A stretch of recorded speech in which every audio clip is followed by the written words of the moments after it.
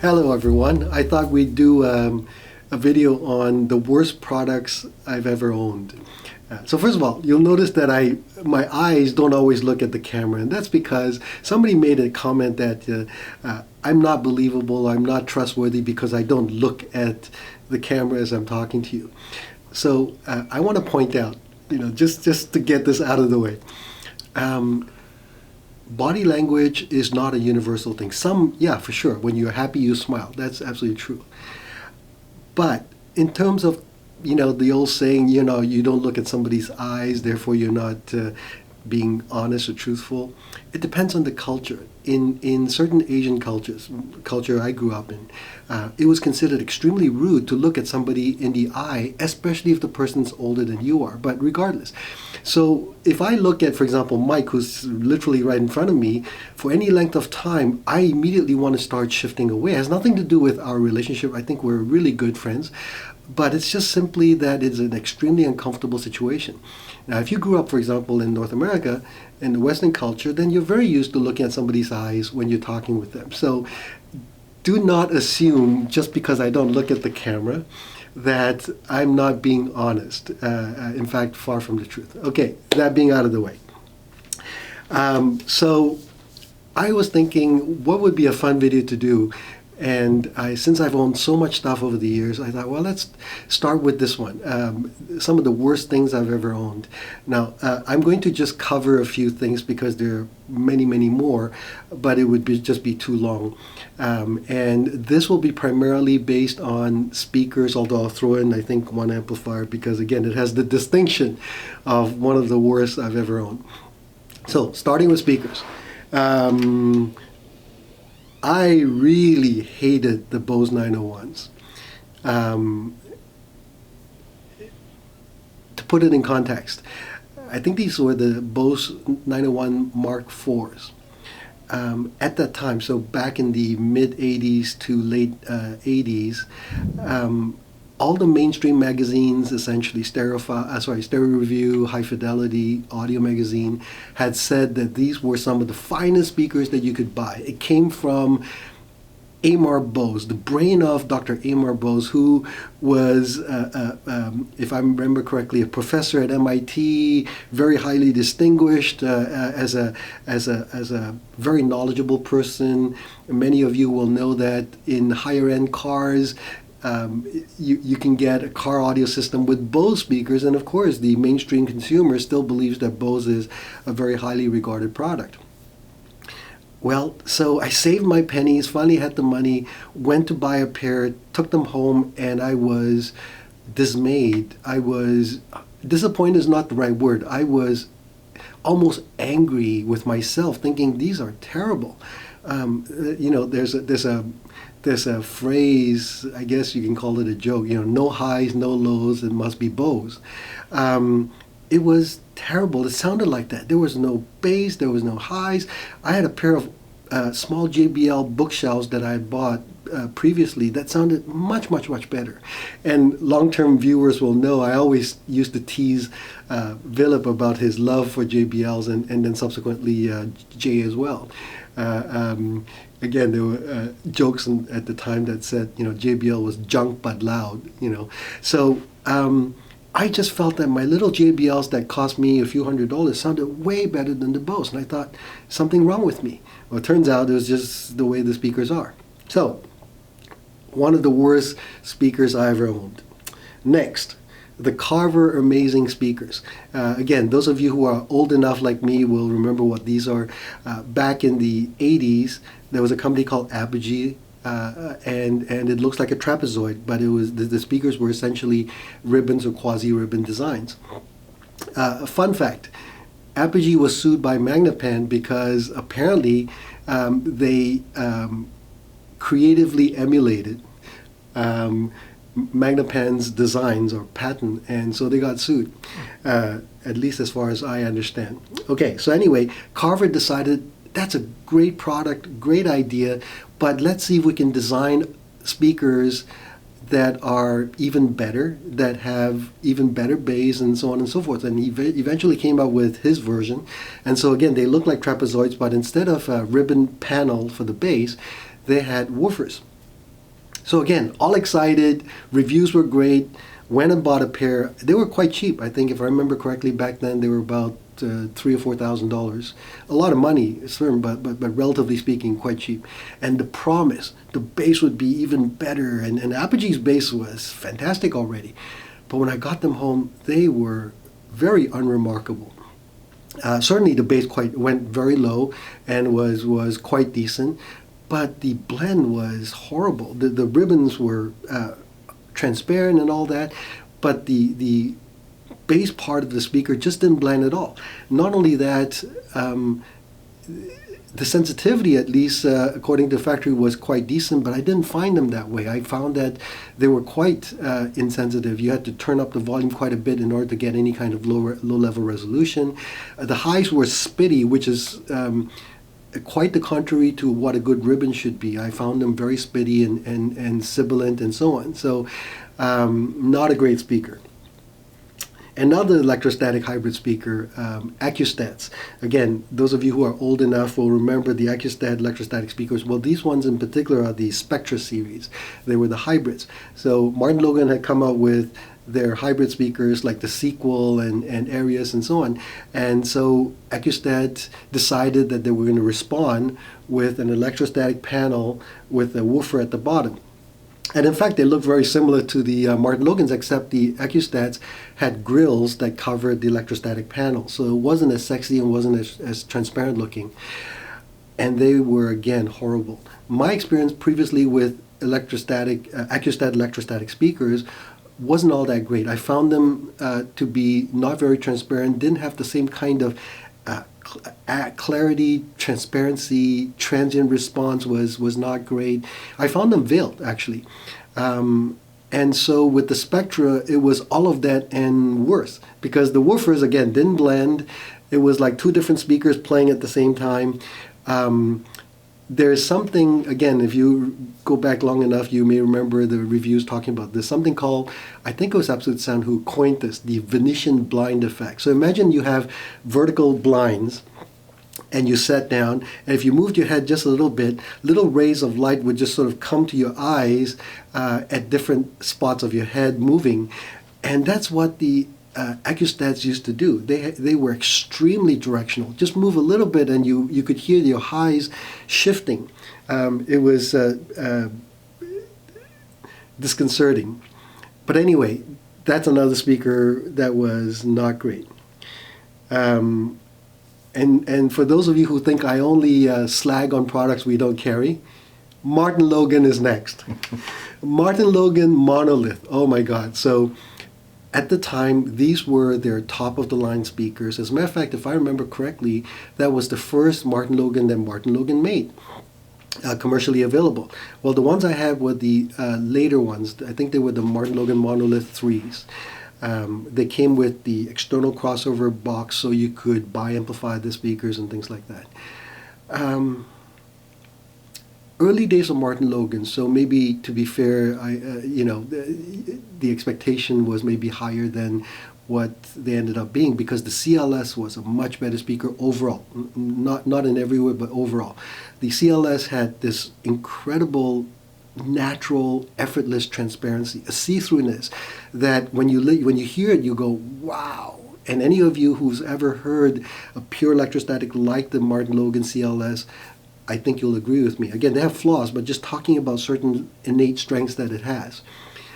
I didn't find that at all with the monolith, and it may have to do with the fact that with the monolith, because there was the crossover, it took away that magic. And also the promise of that woofer at the bottom was not there. It underperformed. I found the woofer to be slow. I didn't find it to have any kind of deep bass. I just found it to be disconcerting. It was just there. It took away, as a matter of fact, from the panel. I didn't like them. So again, is it the worst? No, but I just threw it in this list. And again, along the themes of making sure that you understand, I'm being very honest, and we will slag on products that we carry as well. Wilson is next. long-term viewers know that I love Wilson. I've been a fan of Wilson ever since I bought the original Watt 1. Right around when Wilson produced the Watt Puppy 5, they were being pressured, begged by distributors all over the world, as well as I'm sure dealers and consumers, could you please make something more affordable than the Watt Puppy 5? And something that ideally would rock with the best of them, not necessarily a neutral product per se, but just be able to just slam hard and so on. And so Wilson came up with a product called the Wit. And of course, you can immediately think of all the puns and derogatory names like witless, because it was, again, not a great speaker. As a matter of fact, in conversations with David Wilson, he had told me one time that was the one speaker that he regretted making, because it compromised his vision of what Wilson should be. He designed the speaker for somebody else instead of for himself. And so it wasn't built to the highest standards that he wanted to achieve. It wasn't to the level of sonic performance that he demanded for all his other speakers. And so that speaker was less than, if you will, not a true Wilson in spirit or in performance. Certainly, if you enjoy JBL type sound, speakers that are bombastic and so on, the Wits will do that very, very well. But what I found was that the speaker was not very refined. I didn't find them to be as well made. Certainly, I guess for the money it was okay. It just wasn't a Wilson. It's not a speaker that any Wilson that I've ever handled, owned, sold, could be an heirloom product. Well taken care of, you could pass it on to the next generation and they would love it. As a matter of fact, we just recently sold a pair of Watt Puppy 3.2s, and these are quite old. These are at least 30-something years old, well, call it 20-something years old. And the gentleman who bought them drove all the way from Montreal with his wife, lovely people, took them home, and he sent me a message saying, these are spectacular, as I knew they were. But the Wits, no, not a great speaker. Now, a true love-hate relationship, the Quad ESL 57. I've owned, I think, 3 or 4 pairs. It's in the office. They'll put up pictures for those of you who don't know. Quad designed these, I think back in 1957. He either designed it in 57 or he released it in 1957. Peter Walker, by all accounts, never had the pleasure of meeting him. But friends of mine who did meet him tell me that the guy was an incredible intellectual. Very, very, very smart. Knew so much about electronics and physics and so on, and was able to design these speakers. These are classics. They have this absolutely magical mid-range. This mid-range is so pure, so beautiful, tactile. It just sounds right. When you listen to it, it just sounds right. Especially at low and medium volumes. Slightly high, you could do that, but I wouldn't go too high. They could do certain things that, even to this day, I don't think any speaker has really surpassed. Maybe in different areas they're better, but wow, these are magical. However, because they were designed all those years ago, the materials that they use will degrade over time, and you will get things like arcing. So arcing is basically when the speaker starts degrading, the mylar starts degrading, and or you play the speakers too loud and you start making little holes in the mylar, and they'll start ticking over time, and that's when you need to rebuild the speaker. The speakers are also, the impedance is also very, very difficult. It swings, I think, from 150 ohms down to 2 ohms. You need a very special type of amplifier.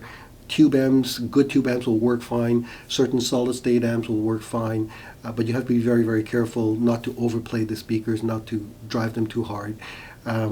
because the speakers also are capacitive. They act like this big giant capacitor, and they just suck up all the energy. So again, just be very careful. Why do I hate them? Well, because they're so beautiful sounding that you want to play all your music on it, and they can't. They're incapable of playing large symphonic music. They're incapable of playing rock and roll hard, metal. Forget about metal. I mean, it's, even reggae. I mean, this bass just really won't do it. And so you're left with this tease, this, oh my God, this is so great, I wish I could have more, and then you can't. And then you want to play it louder, and then you're always afraid that you would damage the speakers. Ask me, I damaged 1 or 2 pairs and had to replace them and then sold them because I got frustrated. And then the moment I sold them, I go, why did I do that? And then I would be on the search for another pair. And eventually I came to terms with the fact that these are a pair of speakers that you cannot play everything through. But if you love what they do, there are very, very few speakers out there that can do this magic that they can do. And so I did like what every sane person in love would do. I bought 3 or 4 pairs, just in case. As a matter of fact, I built my own HQD quad speakers. If you Google online, you will find something called the quad HQD, or the Levinson HQD speakers. Mark Levinson back in the 70s decided he loved these speakers so much, they had such strengths, but they also had all these weaknesses. He decided to make a pair of speakers based on them. So he would invert 2 pairs, so the bases are joined together, and then he would add a Decker ribbon tweeter to the mix to give you the high frequencies. And so that's the legendary HQD speakers. I built that, except I'm missing the Decker tweeter now. I used to have a pair and blew the ribbon, and anyway, long story. So I've got a pair of those, and I got another pair. Anyway, long story. So that's my love-hate relationship with the quad ESLs. Finally, just for the hell of it, although this video is primarily about speakers, I'm going to talk about one of the worst amplifiers I've ever owned, the Audio Research 610T. Now, again, not the Slagger product because we don't carry it. I actually own these amplifiers. Let me talk about the good and the bad. When they work, spectacular amplifiers. They don't sound like tubes, and they don't sound like solid states. It's like the best marriage of both. You have this beautiful, extraordinary sound that comes out of these amplifiers. Liquid, transparent, detail fast, soundstage for days, just everything that audiophiles love and music lovers love. So what's wrong with it? Well, and this is a sample of one, although I know another person who's got the later versions who had the same problem. I blew tubes twice in 1 year. In 12 months, I had to replace all the tubes. Now, there's a lot of tubes in these amps, monoblocks. And they cost a lot of money because you can't use, cheap, shitty tubes. You got to use good tubes so that they don't keep blowing. And maybe it's the tubes. Maybe it's the fact that, tubes at different stages, in decades, if you will, were made at different levels of quality. I don't think so, because I bought good tubes and I bought very expensive match pairs. And not only did the tubes go, the boards also had problems when the tubes went. Cost a lot of money. I want to say thousands. I can't remember exactly what, but they were thousands each time I blew them. I eventually gave up after the second time the tubes all went, and again, I wasn't using it all that much, which is the insane thing. And so eventually sold them. The gentleman who bought it from me used it lovingly, enjoyed it tremendously for a year, and then a year later he emailed me. He says, I love those amps, but tubes just blew. Right? And I had told him, that's why I'm selling them. He said, that's okay. I sold them at a big loss. He was very happy. He knew what he was buying. So that is my love-hate relationship with the Audio Research 610Ts. All right, that's it for this this portion, if you will, this part one of worst products I've owned. There'll be more to come. If you like this type of video, comment below. I'd love to also read about your worst acquisitions. I know that many of them I will also have owned as well, and I'd like to. It's funny how we enjoy reliving the trauma that we went through when we had it. It's fun now, but boy, back then it wasn't so much fun. But anyway, I'd love to read your comments. So comment below, let me know what you guys think and what you guys have owned and that you like or dislike, and I'll see you again next time. Take care, bye-bye.